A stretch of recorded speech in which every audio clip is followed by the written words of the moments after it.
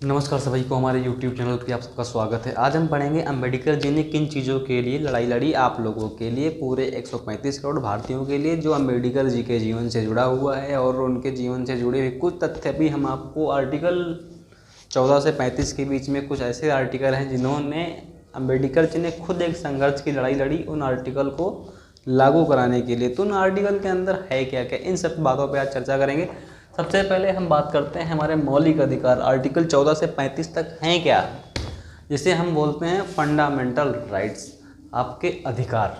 जिस व्यक्ति को अपने अधिकार नहीं पता है वह व्यक्ति इस जीवन में जीने का कोई फ़ायदा नहीं है, क्योंकि उसको अपने अधिकार नहीं पता है।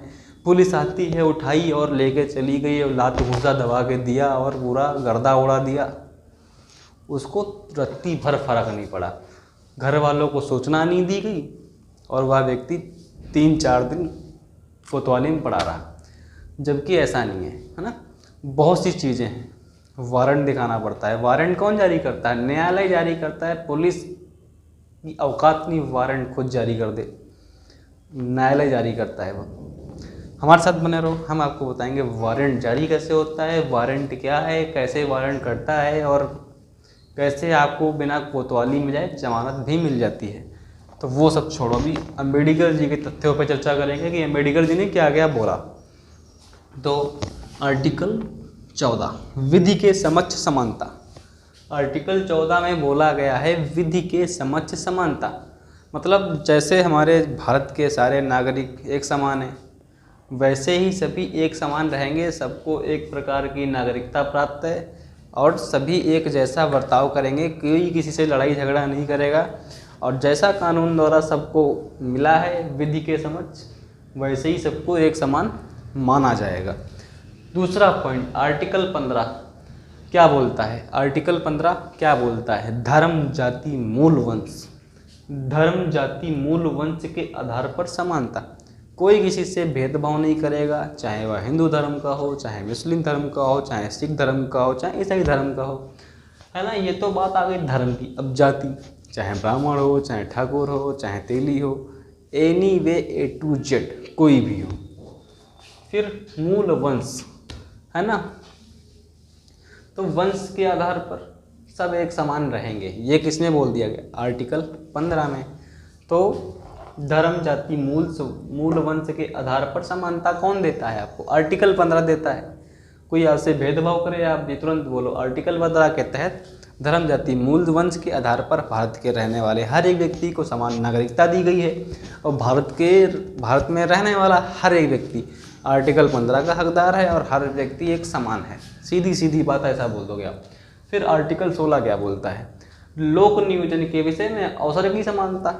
अब कुछ लोग समझ नहीं पाएंगे कि लोक नियोजन क्या होता है। लोक नियोजन को बाल नियोजन बना देंगे लोग। वो तो यही समझेंगे ना, लोक नियोजन मतलब बाल नियोजन। लोग बच्चों को पैदा करने में ज़्यादा भागीदारी दे रहे हैं तो बाल नियोजन हो गया वो, है ना। तो ऐसा नहीं है। यहाँ पे लोक नियोजन मतलब है कि जो नौकरियाँ आएंगी और उसमें जो भर्ती होगी उसके विषय में अवसर की समानता।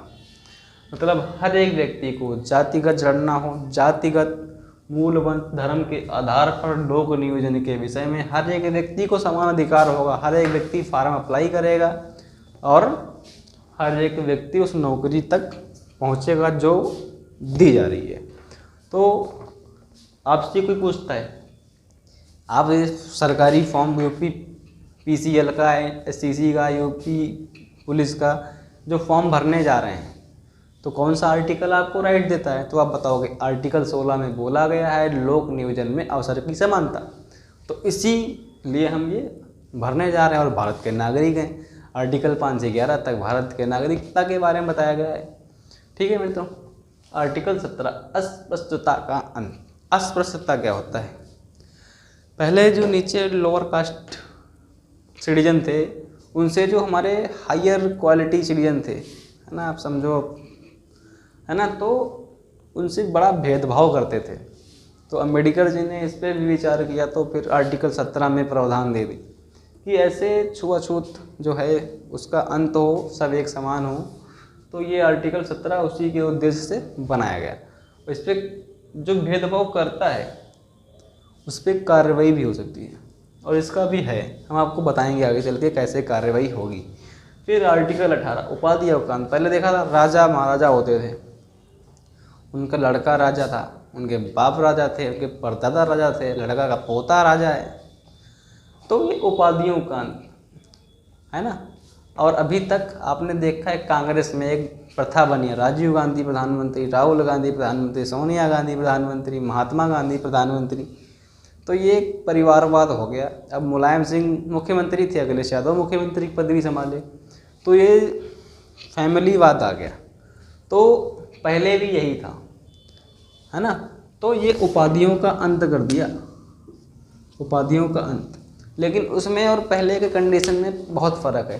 पहले चुनाव नहीं होते थे, बाप प्रजा की गद्दी छोड़ेगा, बेटा बैठ जाएगा। लेकिन अब 5 साल पूरे हो गए तो गद्दे से उठा के भगा देगी तुरंत। सुना है ना, राज्यपाल शासन लागू हो जाता है ना, पूरा पुलिस पूरा भगा देगी कि तुम नेता कितने भी बड़े हो, हटो यहाँ से। तो उपाधियों का अंत कर दिया, फिर तुरंत चुनाव करा देगी, फिर जो होगा वो बैठेगा। ठीक है, तो ये आर्टिकल 14 से 18 तक आपको समझा दिया गया है कि अम्बेडकर जी ने आपके लिए क्या किया। चैनल को लाइक सब्सक्राइब शेयर कर लें। धन्यवाद।